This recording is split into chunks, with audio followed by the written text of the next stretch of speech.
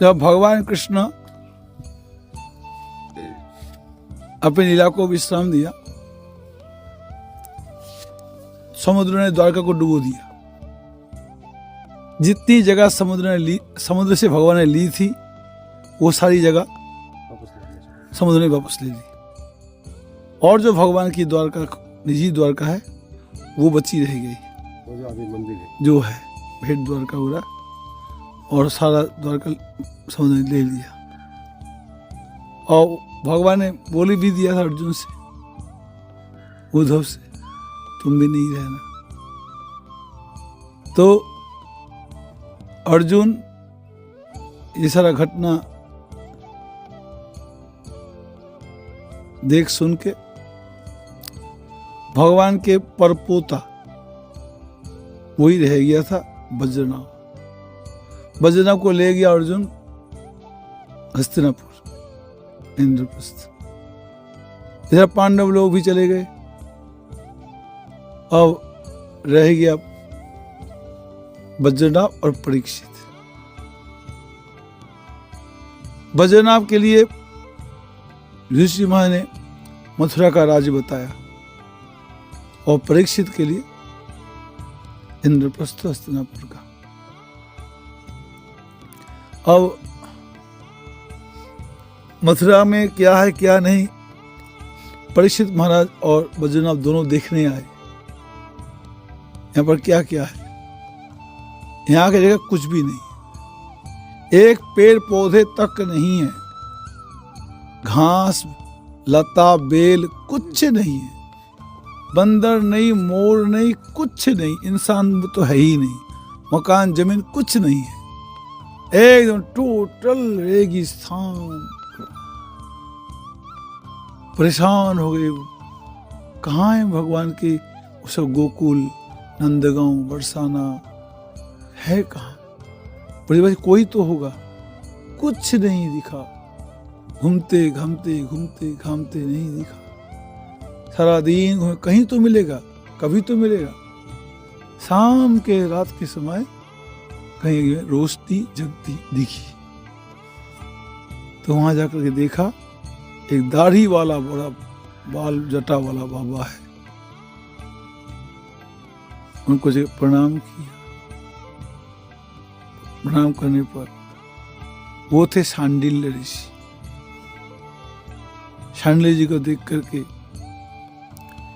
शांडिल्य तो भगवान कृष्ण के याद में रो रहे थे, विरह में। भी था ना? हाँ? भी था। हाँ, नंद बाबा के पुरोहित थे। तो शांडिल्य जी के चरणों में जाके प्रणाम किए दोनों बच्चों ने।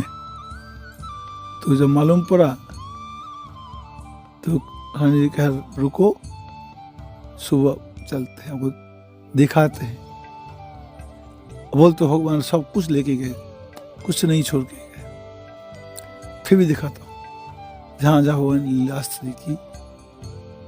तो शांडिल्य जी फिर दोबारा इन दोनों को लेके घूमते घामते घूमते घामते कुछ मालूम ही ना पड़े यहाँ पर कुछ भगवान की लीलास्थली थी भी।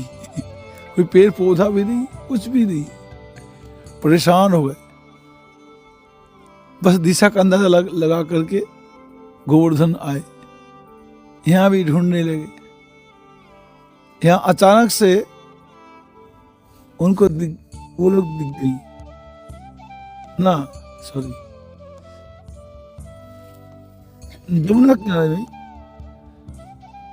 16,100 जो भैंसियाँ थी, वो रोती विलखती यमुना जी के पास आकर के प्रार्थना कर रही, यमुने तू तो भगवान की प्रेयसी है, तू बता दे भगवान कहाँ मिलेंगे, कैसे मिलेंगे।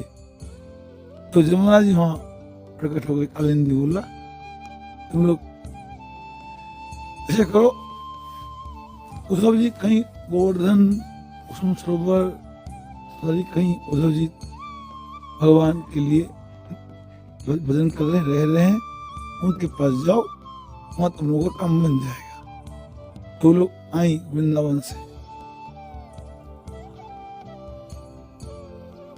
वज्रनाभ भी आया। परीक्षित भी आया। तो उस प्रकार से घूमते घूमते यहाँ उद्धव जी को पुकारे, कहीं जंगल भी नहीं, कुछ भी नहीं। अरे उद्धव जी महाराज कहीं हो तो दर्शन दो, अरे भैया उद्धव दर्शन दे। करते करते उद्धव जी निकल आए। निकल के जैसे आया तो सब महिषियाँ बड़ी खुश हुई।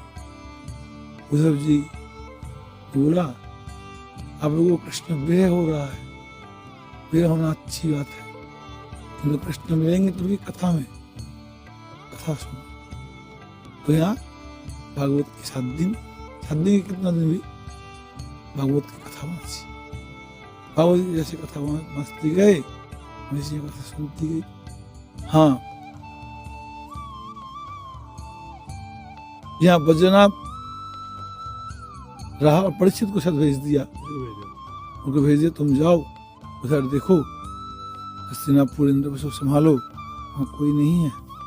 तो यहाँ बद्रीनाथ ने कथा का इंतजाम किया, कथा सब सुना, एक कथा हुई। यहाँ से उनको फिर भगवान मिले। ये स्थान है उद्धव जी ने कथा बांची थी। और उद्धव जी यहीं पर कोई बेल लता बन के साधना कर रहे हैं। ये उद्धव की आड़ी, कहीं ब्रह्मा की आड़ी, कहीं ब्रह्मा जी, इस वजह से कहीं लता बेल बन के तपस्या कर रहे हैं। कितने ऋषि मुनि ब्रज में साधना कर रहे, पेड़ बन के, लता बन के, घास बन के, कोई पशु पक्षी बन के, कहीं महात्मा बन के घूमते होंगे। किसी का ईशान्य जी घूमते हो, नारद जी घूमते हो, हमें कैसे मालूम? लोग परिचय नहीं देगा तो कहाँ से भाग जाए यहाँ से। हरे कृष्ण। अच्छा, मतलब मैंने